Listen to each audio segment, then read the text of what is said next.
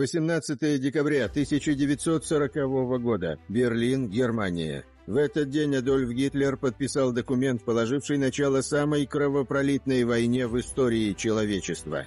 Директива номер 21. План Барбаросса. Совершенно секретно, только для командования, только для руководства. Германские вооруженные силы должны быть готовы разбить советскую Россию в ходе кратковременной кампании еще до того, как будет закончена война против Англии. Спустя 4 месяца, 30 апреля 1941 года, на совещании командования вермахта фюрер назовет и дату нападения на Советский Союз – 22 июня. А главнокомандующий сухопутными силами Германии фельдмаршал Вальтер фон Браухич, выступая перед руководящим составом вермахта, уверенно спрогнозирует и сроки, за которые Красная Армия будет разбита немецкими войсками. Крупные приграничные сражения продолжительностью до 4 недель. В дальнейшем следует ожидать лишь незначительного сопротивления. У них постепенно, за счет поглощения и подчинения других стран, увеличивалась численность их панцерваффе. То есть становилось все больше и больше дивизий, все больше техники, все больше системнее шла подготовка. Общее число дивизий первого стратегического эшелона вермахта с учетом финских, венгерских и румынских войск составило 157 дивизий. Из них 17 танковых, 13 моторизованных и еще 18 бригад. Более 8300 единиц бронетехники, танков, штурмовых орудий, истребителей танков, самоходных артустановок. 22 июня 1941 года вся военная мощь Европы, оккупированной нацистской Германией, обрушилась на СССР. Весь мир замер в ожидании скорейшего разгрома Красной Армии, отсчитывая последние дни и недели существования Советского Союза. На разгром СССР официально отводилось не более 4 месяцев, потому что на конец осени 1941 года Верховное командование вермахта уже планировало освоение завоеванных территорий, о чем недвусмысленно было изложено в директиве номер 32. 11 июня 1941 года. Ставка фюрера совершенно секретна, только для командования. Исходя из обстановки, которая должна сложиться в результате победоносного завершения похода на восток, перед вооруженными силами могут быть поставлены на конец осени 1941 года и зиму 1941-42 годов следующие стратегические задачи. Освоение, охрана и экономическое использование при полном содействии вооруженных сил завоеванного пространства на Востоке. Вот только с завоеванным на Востоке пространством, упомянутым в директиве, как раз пошло не по плану.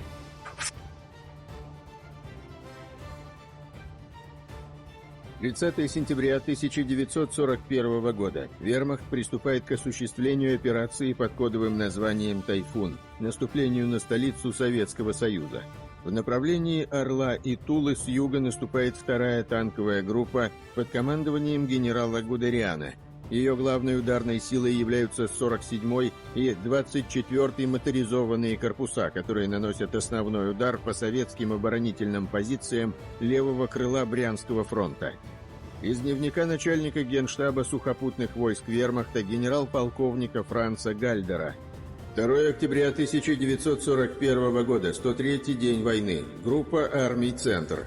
Главные силы группы армий перешли в наступление и успешно продвигаются. Гудериан считает, что его соединения прорвали оборону противника на всю глубину. Соединения группы Гудериана, действующие в центре, стремительно наступают на Орел.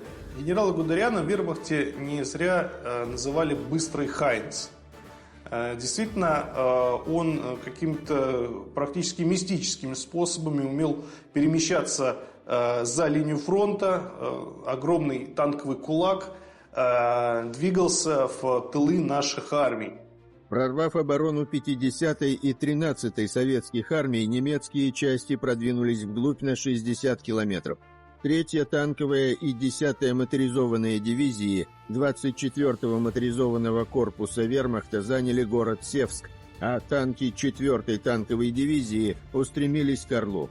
Именно городу Орлу отводилась ключевая такая задача в части концентрирования военной силы немецкого командования в районе Орла с дальнейшим продвижением, соответственно, на Москву. 2 октября 1941 года решением Ставки Верховного Главнокомандующего для организации обороны советских войск на Орловском направлении в спешном порядке формируется 1-й гвардейский стрелковый корпус. Для ликвидации противника, прорвавшегося в районе Глухов-Севск, Ставка Верховного Главнокомандования приказывает сформировать 1-й гвардейский стрелковый корпус, в состав корпуса включить 5-ю и 6-ю гвардейские стрелковые дивизии, 4-ю и 11-ю танковые бригады. По поручению Ставки Верховного Главнокомандования заместитель начальника Генерального штаба Красной Армии Василевский. Боевое крещение танкист получил еще в первые дни войны, а к октябрю 41-го на его счету уже числились 8 уничтоженных немецких танков и 4 колесные машины. Опытный командир вел свое подразделение к Орлу по всем правилам военной науки, с исключительной осторожностью, передовым разведдозором и боевым охранением на флангах. Его продвижение в сторону Орла было не замечено противником.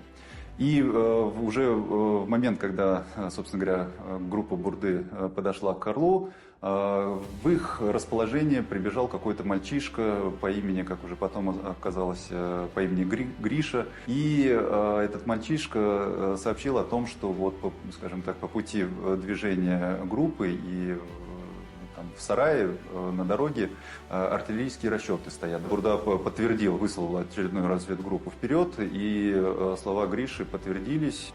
Прорываться в город под огнем дивизиона противотанковых пушек – дело малоперспективное, если не сказать самоубийственное. А потому, обойдя засаду, Бурда незаметно для противника вывел танки на юго-восточную окраину Орла и замаскировал свои Т-34 в зарослях у шоссе. Т-34 – советский средний танк со сварным корпусом, башней и большими углами наклона броневых листов. Вооружен пушкой калибра 76 мм и 2 пулеметами системы Дегтярева. Боекомплект 77 снарядов и 2898 патронов. Экипаж 4 человека. Высокий модернизационный потенциал конструкции позволил эффективно повышать боевые качества танка одновременно с наращиванием его промышленного производства в течение всей войны. С 1940 по 1944 год изготовлено 33 805 единиц. Т-34 стал самым массовым танком Второй мировой войны. Разгром вражеской колонны был полным, при этом была выполнена и главная задача, поставленная комбригом Катуковым. Танкисты Бурды сумели захватить штабные документы врага и пленных немецких офицеров, а затем без потерь в технике и личном составе вернуться на командный пункт бригады. У любого полковника, у любого генерала документы расположения частей, а им непосредственно количество войск, находящихся в Орле. Потому что было непонятно, туда зашел, может быть, авангард, или, может быть, дивизия, или целая танковая армия. Изучение документов и допрос пленных позволили установить состав частей и соединений противника, их численность, расположение и планы наступления. Выяснилось, что «Орел» полностью занят крупными силами немцев. Против советских войск на этом участке фронта действуют 2 танковые, 3-я и 4-я, и 1 моторизованная, 10-я дивизия из состава 24-го моторизованного корпуса вермахта. Опираясь на данные, полученные в ходе рейда танкистами старшего лейтенанта Бурды, командующий 1-м гвардейским стрелковым корпусом Лилюшенко и командир 4-й танковой бригады Катуков приняли нестандартное для того времени решение. При недостатке ресурсов для организации традиционной позиционной обороны они противопоставили немецкому наступлению оборону подвижную, маневренную. Остановить под Мценском превосходящие силы противника осенью 1941 года, когда вермахт рвался к Туле, а затем и к Москве, 1-му гвардейскому стрелковому корпусу Красной Армии тогда так и не удалось. Зато, активно маневрируя частями и подразделениями, устраивая танковые засады и изматывая противника контрударами из глубины обороны, удалось нанести 24-му моторизованному корпусу вермахта серьезные потери. В результате ожесточенных боев с советскими частями с 4 по 10 октября немецкие войска потеряли до полка пехоты, 133 танка, 2 бронемашины, 46 полевых, противотанковых и тяжелых орудий, 6 минометов, 4 зенитных орудия, 8 самолетов и 15 тягачей с боеприпасами. Самое главное, чего достиг под Мценском Катуков, Катуков выиграл время, необходимое для построения устойчивой обороны примерно по рубежу реки Зуша, и при этом сохранил свою бригаду, по крайней мере, значительную ее часть в боеспособном состоянии. Что касается старшего лейтенанта Александра Бурды, то его боевой путь описал в своих мемуарах дважды Герой Советского Союза, маршал бронетанковых войск Катуков. За 3 года войны, что мы вместе прошли с Александром Федоровичем, не было, пожалуй, ни одного крупного сражения, в котором он бы не участвовал. На Курской дуге он учил танкистов, как надо держать активную маневренную оборону в масштабах бригады. В Белгородско-Харьковской операции показал образец того, как надо вводить танки в стремительное наступление. Из личного дела командира 64-й танковой бригады гвардии подполковника Александра Бурды. 25 января 1944 года противник 12 танками «Тигр» вышел на командный пункт бригады и окружил его. Создалась угроза уничтожения штаба бригады и захвата ценных документов. В распоряжении товарища Бурды имелся только один командирский танк Т-34. Военные архивы сохранили воспоминания непосредственных участников того последнего боя комбрига, которые и помогли восстановить цепь событий того трагического дня. Старшина взвода комендантской службы 64-й танковой бригады Андрей Аверченко охранял командный пункт и находился с комбригом, когда тот отдал приказ покинуть штаб. Направляют свои «Тигры» и «Фердинанды» в обход прямо на нашу деревню и бьют уже прямой наводкой. Мы сидим во дворе одной хаты и смотрим. Чем их отразить? Нечем. Комбриг Бурда приказал начальнику штаба, подполковнику Лебедеву, выводите колесные машины на Лукашевку. Взвод комендантской службы и регулировщик ко мне. Я со своей 34-кой прикрою отход. Покуда колесные колонны выходили со штаба, Александр вместе со своей ротой штабной удерживал оборону. Танк Т-34 против «Тигров» уже, мягко говоря, в то время не являлся серьезной преградой. Скорее, можно было «Тигры» прошивать с бортов, но когда их 12 штук, речь вообще не шла о том, чтобы их разгромить и остановить этот прорыв. Важно было спасти как можно больше личного состава. Из личного дела командира 64-й танковой бригады гвардии подполковника Александра Бурды. Для спасения штаба товарищ Бурда принял решение вступить своим танком в единоборство с 12 танками противника. Огнем своего танка он вывел из строя 2 танка противника. Но подоспевшие танки противника рядом прямых попаданий уничтожили танк товарища Бурды. Первым у подбитого танка командира оказался старшина Аверченко. Вдруг люк открывается, старший лейтенант Самородов кричит: «Аверченко, ко мне! Комбриг ранен!»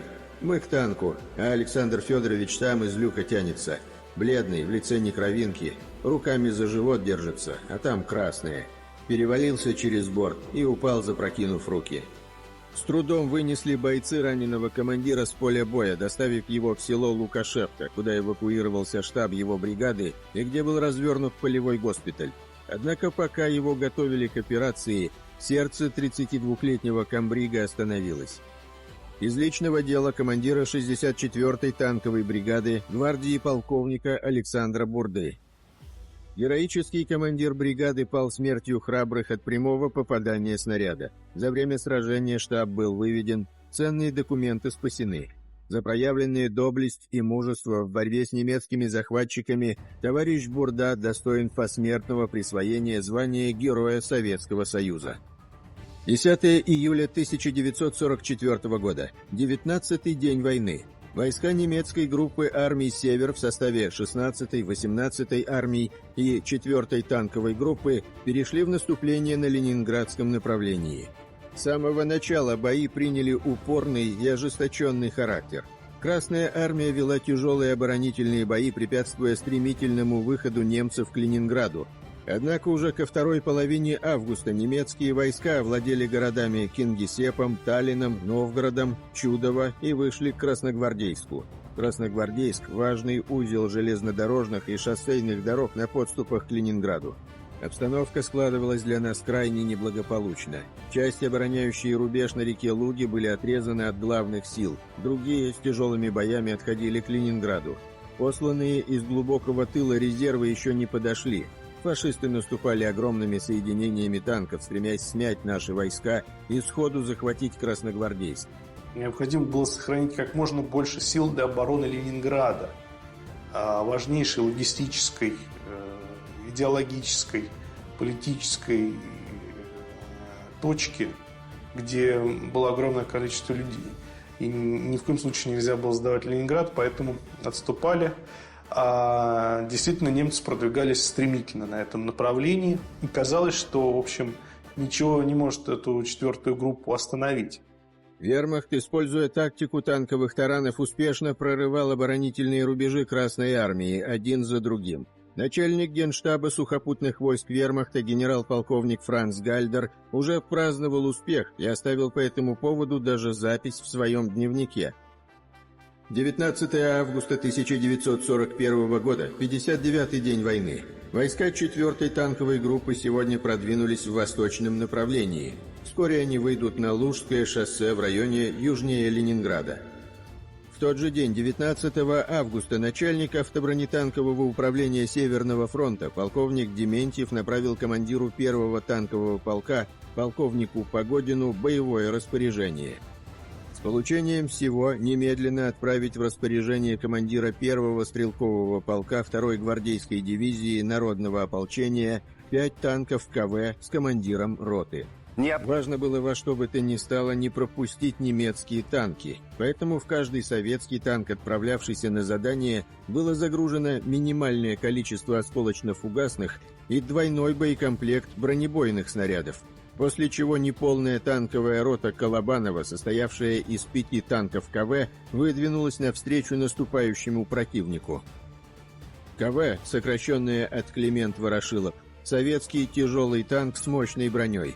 Корпус боевой машины сваривался из катанных броневых плит толщиной от 20 до 75 мм, расположенных под рациональными углами наклона. Башня литая с толщиной брони в 95 мм. На вооружении 76 миллиметровая пушка и 3 пулемета ДТ-29, спаренный с орудием курсовой и кормовой. Экипаж 5 человек, выпускался с 1939 по 1942 год. Прибыв к перекрестку дорог у совхоза Войсковицы в Красногвардейском районе Ленинградской области и оценив обстановку, старший лейтенант Колобанов распределил своих танкистов на наиболее вероятных маршрутах движения немецких войск. 2 танка лейтенанта Евдокименко и младшего лейтенанта Дегтяря заняли оборону на Лужском шоссе.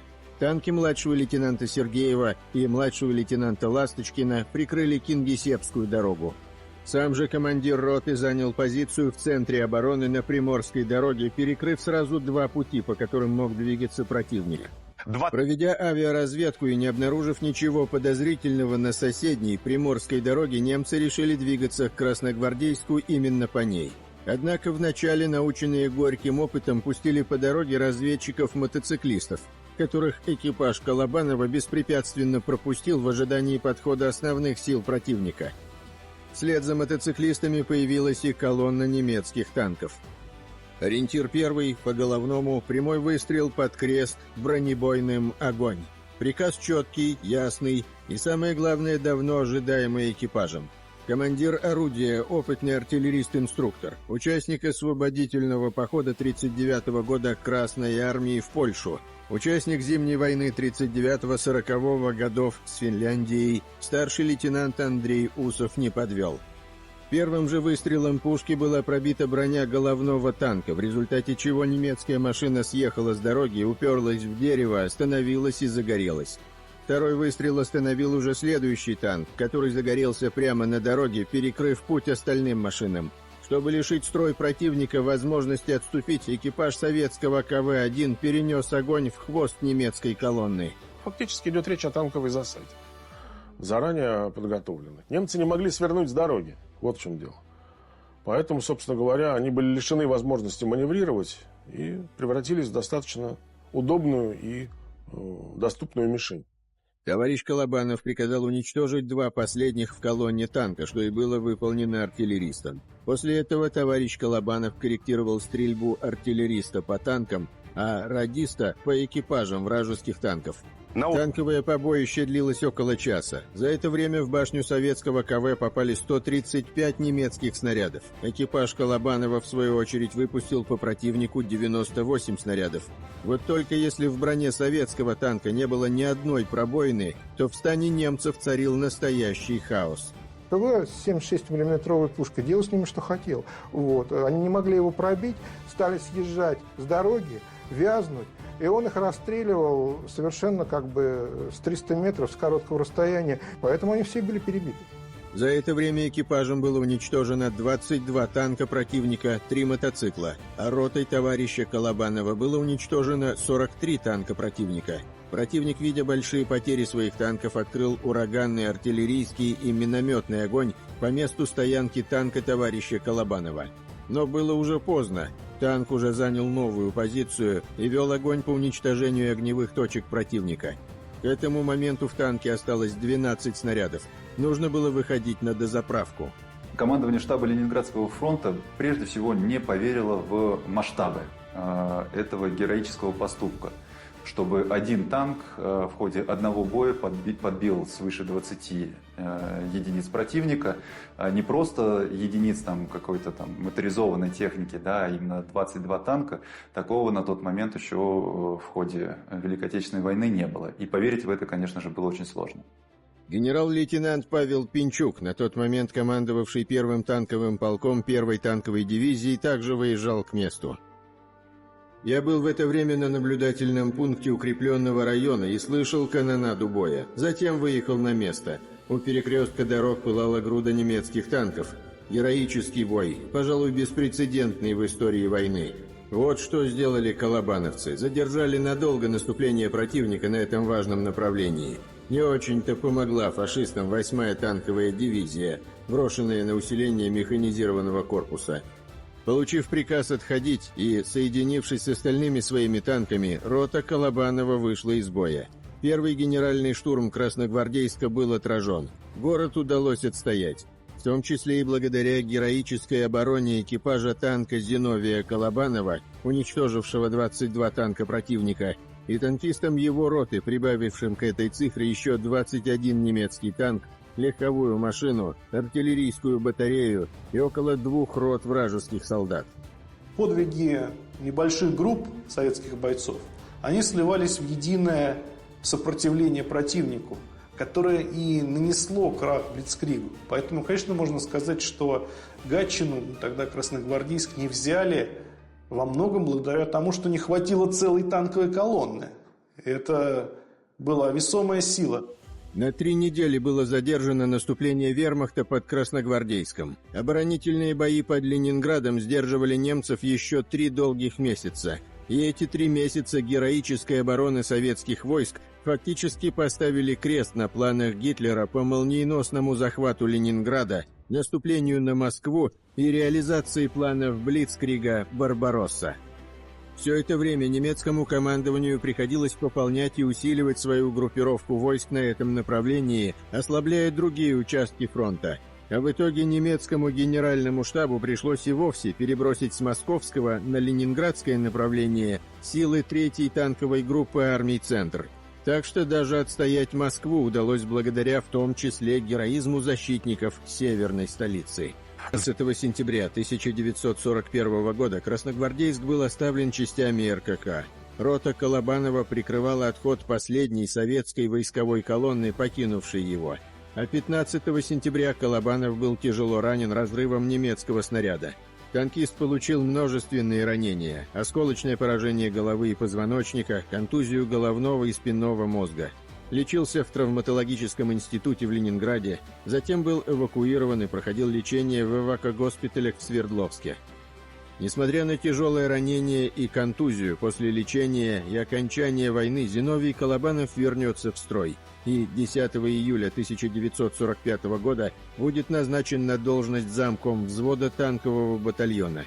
Он будет служить в группе советских войск в Германии, Барановичском и Белорусском военных округах, а 5 июля 1958 года подполковник Колобанов уволится в запас и останется в Белоруссии работать на Минском автомобильном заводе, где станет ударником коммунистического труда.